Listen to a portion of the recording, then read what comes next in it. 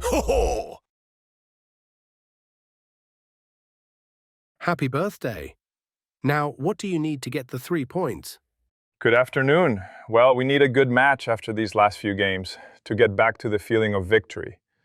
For that, we need to play well, be focused, and understand that it's an important match for qualification. Even though we already have 9 points, we want to add more, and after the Liverpool match and the next 2 league games, tomorrow we want a different result. I wanted to ask you, in your order of priorities, of all the aspects and responsibilities a coach has, how important is managing a dressing room and its egos? It's just as important as the footballing ideas, the tactical work, the physical work, managing personalities, getting the best out of players, making them feel as good as possible. And it's a process that has different phases that you need to know how to handle well. That's true in any team, and of course at Madrid it's fundamental. Besides your birthday, happy birthday, today also marks exactly 6 months since you became Real Madrid's coach, from that May 25th announcement to this November 25th. After this time, what's your assessment? Has it been difficult to be Real Madrid's coach? No, I didn't even realize it's been 6 months. It's been what I expected, a very demanding job with good moments and with moments where you need concentration, connection, moments where you have to show a reaction. I think we're in one of those moments now, but I'm enjoying everything about it, the whole package, everything it represents. I said it on the first day, and I keep saying it. It's an honor and a privilege.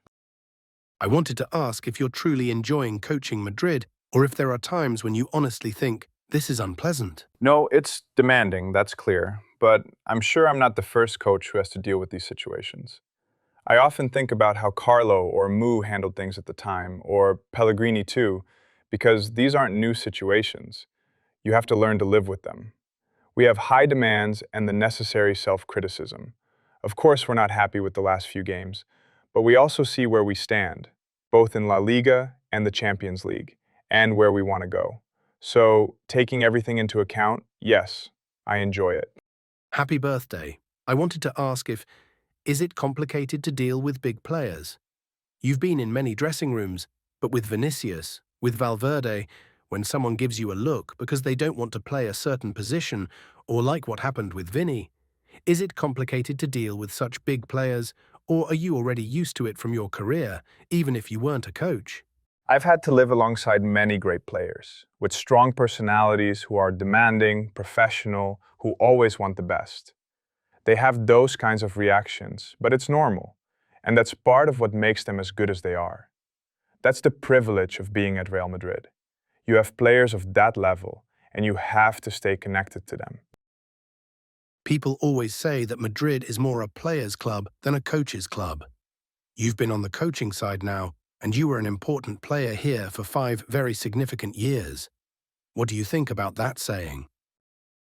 I think in every team, the players are the most important thing. We have an important role, of course, preparing them, making decisions, but in the end, what's decisive is the players' quality, their attitude, how well prepared they are. It always depends on them. We're the ones who accompany them and stand by their side. You're putting a lot of focus on the players in your answers. You've been in many dressing rooms. I wanted to ask you, as a former player, do you think players have the ability or the power to throw a coach under the bus if they want to? Or is that just an urban legend that doesn't really exist in a football dressing room? Well, you have to respect players a lot, and the group, and how they prepare, so I don't want to talk about that. I know what a dressing room is, I know the moments you have to go through, and you have to live with external noise. We try to talk about it, to manage it, because these situations happen at this club, and they shouldn't make us lose focus on what's really important. What can we control? How we train, how we work, how we relate to each other, and how we get through these moments and these results that aren't what we want. We know the consequences they bring, but they shouldn't pull us away from the path we want. Happy birthday! I'm not sure if you know that Olympiacos won the Conference League in 2024, just a few days before Real Madrid won another Champions League title, the 15th. Did you know that Olympiacos is one of the few clubs to win both the Youth League and the Conference League in the same season? And finally, are you familiar with your opponent's playing profile for tomorrow? Well, I didn't know about the Youth League, but of course I knew about the Conference League. And not only because we're playing them today, or because we've known since the draw that we'd face them in the Champions League. I follow them because I have great personal appreciation for Mendilibar and also for Darko Kovacevic. I know what they achieved in the Conference League and what they achieved last year as well. Mendilibar is a great coach, someone who proposes a very intense style of football, and he's managed to implement that at Olympiacos. He's getting the recognition that he also had at Eibar and other clubs, and I'm really happy he's getting it here at Olympiacos. I don't know if you recognize this young guy here. It's you're 22 years old. It's in San Sebastian. It's the first time you played against Olympiacos in with Darko teammate. You've played them with three different teams. With Liverpool, with Real Sociedad, with Bayern. Now fourth time. Do you know that Real Madrid has never won a single game in Greece? They played for 9 times from the European Cup in 1970. We have been talking, and we need this important moment. And if this happens, there is always a first time for everything, and hopefully we have that tomorrow. It hasn't even been 100 days since the first match of the season against Osasuna at the Bernabeu, and yet I read or hear some reports, which surprise me, suggesting that your job might be questioned. I wanted to ask if these reports surprise you, if you know where they come from, and whether you feel fully supported by the club. Well, I imagine this isn't the first time you've asked this question. But we know the moment we're in. We know the situation, both in La Liga and in the Champions League. What concerns me is what actually happens in Valdebebas, tomorrow on the pitch, and the preparation with the players. The rest, I don't pay too much attention to it. Over these months, after the departures of Lucas and Modric, we've talked a lot about the need for younger players, who have been at the club for a long time, to take a step forward collectively and in the dressing room. Do you feel they've taken that step, or do you still expect more from the core group that has been here the longest? Well, as Miguel said, it's not even been 100 days, so I think this is something that will continue evolving individually, collectively, personally, and in football terms. I think there's still a long road ahead. Sometimes the path is straight, sometimes it curves, like right now. These last 3 results haven't been what we expected. We're aware of that, we're self-critical, the coaching staff and the players as well. And tomorrow we have another opportunity, and then on Sunday, the next one will come. But the focus is on tomorrow. Happy birthday, first of all. I wanted to ask you about dressing room management, since we're talking a lot about it. You shared a locker room with very different personalities, Cristiano, Benzema, and you've said you deal now with players who also have strong, ambitious, professional personalities.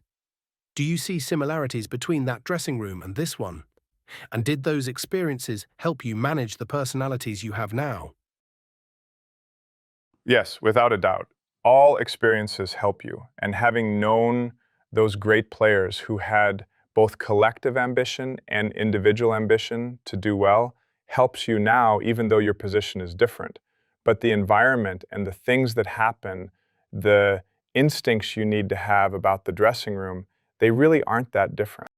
I wanted to ask whether, in this small moment of difficulty, the club, specifically the president, has communicated any message of support to you. No, support isn't necessary.